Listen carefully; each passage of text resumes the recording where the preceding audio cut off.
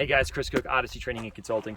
I'm talking about searching and assessing after a shooting. So if you're not aware, searching and assessing is a technique that we use in post-shooting procedures where we've solved some kind of problem with gunfire, and now we're trying to scan our environment for other threats, accomplices of the bad guy, people that we need to take care of, where our family went, what have you.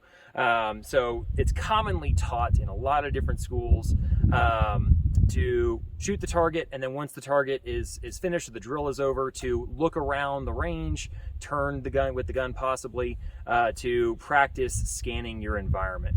That is often done with range training safety in mind, where we got a lot of people on a line. We can't turn around with the guns, we can't move a lot, so people kind of make sacrifices in how they teach this technique to accommodate having a lot of students and stuff like that.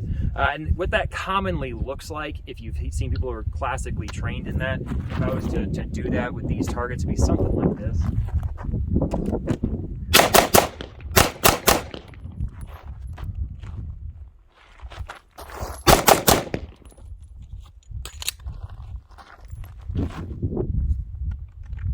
So in that scenario, quote unquote, a few bad guys solving a problem with a handgun. After that, we've made sure that this problem is over with.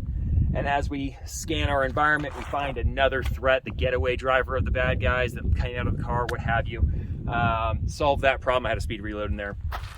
So that's how it's commonly taught. I don't really prefer that, mainly because that doesn't include movement and decision making into the drill, which is probably what we're going to be doing in the situation.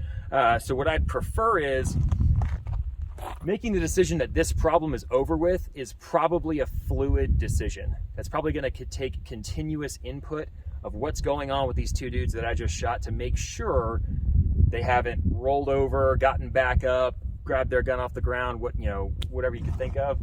So I don't necessarily want to turn my back to this known problem to scan for other potential problems, even if they might be present. So a way that we can do that, where I can scan my environment, look for other threats, look for friendlies, all that kind of stuff, while keeping this known in my peripheral vision, would be to include movement into it and improving your position after firing some rounds. So that would look something like this.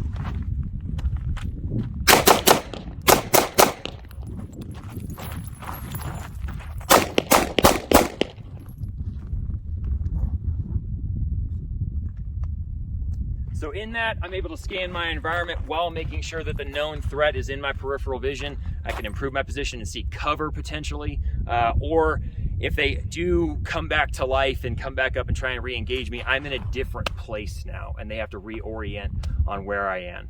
So if you have the opportunity to change your modality, if you do a search and assess in your training, some people do, some people don't, then I definitely advocate for including some movement in there as well. Give it a try and see what you think.